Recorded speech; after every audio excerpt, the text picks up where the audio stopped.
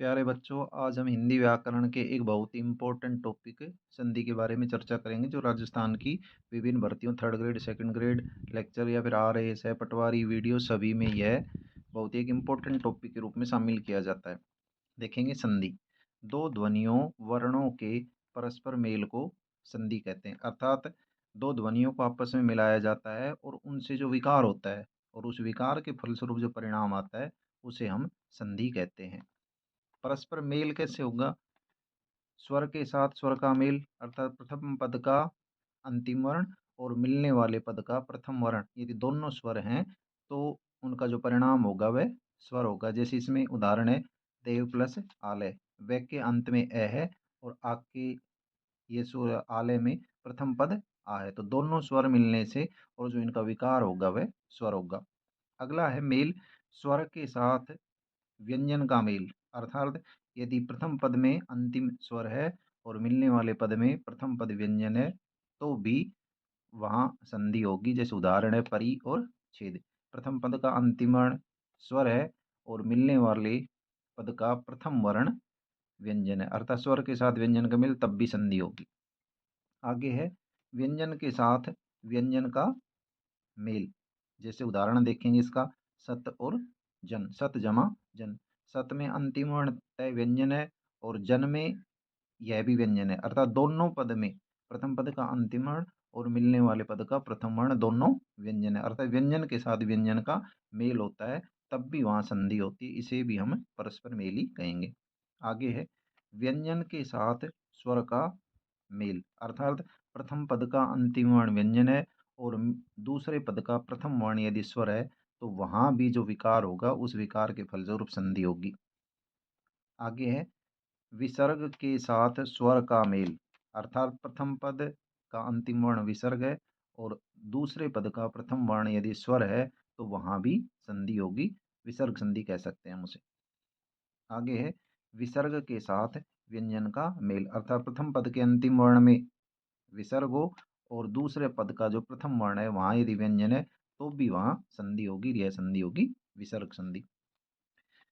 प्रथम शब्द की अंतिम ध्वनि तथा मिलने वाले शब्द की प्रथम ध्वनि के मेल से उत्पन्न विकार, इस बात को विशेष रूप से ध्यान रखना है कि जो संधि होगी वह प्रथम पद के अंतिम वर्ण और दूसरे पद के प्रथम वर्ण के मध्य ही होती है।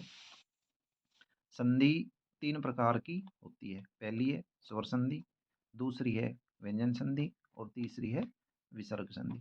स्वर संधि में प्रथम पद का अंतिम वर्ण स्वर और मिलने वाले पद का प्रथम वर्ण भी स्वर होना चाहिए। यह स्वर संधि की विशेषता है और स्वर संधि के 5 भेद होते हैं। दूसरा है व्यंजन संधि। व्यंजन संधि में क्या होता है कि व्यंजन संधि में व्यंजन के साथ स्वर या व्यंजन का मेल तथा स्वर के साथ व्यंजन का मेल व्यंजन संधि में होता है। उदाहरण के लिए हम बता सकते हैं, जैसे दिगंबर है दिक प्लस अंबर दिगंबर, सतजन सत प्लस जन सज्जन और अभिषेक का दे सकते हैं अभि प्लस सेक। विसर्ग संधि में क्या होता है कि प्रथम पद का अंतिम वर्ण विसर्ग होना चाहिए और मिलने वाले जो दूसरा पद होता है उसका प्रथम वर्ण स्वर और व्यंजन हो सकता है। ये इस प्रकार संधि तीन प्रकार की होती है। प्रथम हम पढ़ेंगे स्वर संधि के बारे में विस्तार से। स्वर के साथ स्वर का मेल, अर्थात प्रथम पद का अंतिम वर्ण भी स्वर होना चाहिए और मिलने वाले पद का प्रथम वर्ण भी स्वर होना चाहिए, उसके बाद जो उनमें विकार होता है वह संधि का परिणाम होगा। स्वर संधि 5 प्रकार की होती है। दीर्घ संधि, गुण संधि, वृद्धि संधि, यण संधि और अयादि संधि। ये जो स्वर संधि के 5 प्रकार है, इन पांचों प्रकारों में एक बात ध्यान रखनी है कि इन पांचों में यह शर्त प्रमुख रूप से होगी कि इनमें स्वर होना जरूरी है दोनों पदों में, प्रथम पद का अंतिम वर्ण और मिलने वाले पद का प्रथम वर्ण। दीर्घ संधि देखेंगे। दीर्घ संधि पढ़ने से पहले इस बात पर गौर करें कि ह्रस्व स्वर और दीर्घ स्वर, क्यों कि दीर्घ संधि में दोनों तरफ स्वर होंगे, तो ह्रस्व स्वर ए ई उ, इसे ह्रस्व या लघु स्वर कहा जाता है स्वरों में, और दीर्घ स्वर आ ई उ, ये दीर्घ स्वरों की श्रेणी में आते हैं। अब दीर्घ संधि के अंदर विकार कैसे होता है, अर्थात मेल कैसे होगा। यदि ए या आ के बाद ए या आ आए तो आ हो जाता है। अर्थात यदि प्रथम पद का अंतिम वर्ण चाहे ए हो चाहे आ हो, और मिलने वाले पद का प्रथम वर्ण चाहे ए हो या आ हो, दोनों के स्थान पर आ होगा। ई या ई, उसके बाद दूसरे पद का प्रथम वर्ण यदि ई या ई है तो, अर्थात ई या ई और ई या ई हो तो दोनों के स्थान पर ये ई हो जाएगा। उ या उ, प्रथम पद का अंतिम वर्ण और मिलने वाले पद का प्रथम वर्ण यदि उ या उ है तो दोनों के स्थान पर उसका जो परिणाम होगा वह उ होगा। अर्थात दीर्घ संधि में ये ध्यान रखना है कि ए आ ई और उ की ही आपस में संधि होगी, और उस संधि में जो विकार होगा वह उसका परिणाम होगा। दीर्घ संधि के उदाहरण हम देख सकते हैं, जैसे गीतांजलि है, गीत जमा अंजलि, प्रथम पद का अंतिम वर्ण स्वर और मिलने वाले पद का प्रथम वर्ण अंग है, और इनका परिणाम हुआ आ, गीतांजलि। तथा जमा अपि, तथा प्रथम पद का अंतिम वर्ण यहाँ आ गया और मिलने वाले पद का प्रथम वर्ण ए, अर्थात आ और ए और दोनों मिलकर हो गए यहाँ आ, और इसका परिणाम हुआ तथापि। अभी जमा ईप्सा, अभीप्सा, अंतिम वर्ण है इसका ईश्वर होगा, और मिलने वाला जो पद है उसका प्रथम वर्ण ई होगा, और दोनों की जगह ई हो जाएगा। इसका जो शब्द बनेगा वह बनेगा अभीप्सा। भू जमा ऊर्ध्व, भू उ स्वर है और मिलने वाले पद का प्रथम वर्ण भी उ स्वर है, अर्थात दोनों में उ है और परिणाम हुआ इसका भूर्ध्व। प्र जमा आरंभ, प्र